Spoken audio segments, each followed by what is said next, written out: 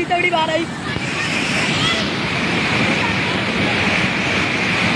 अभी हम शिकायत खाना में, बहुत ही खतरनाक मौसम, बारिश आ रही है। पर देखिए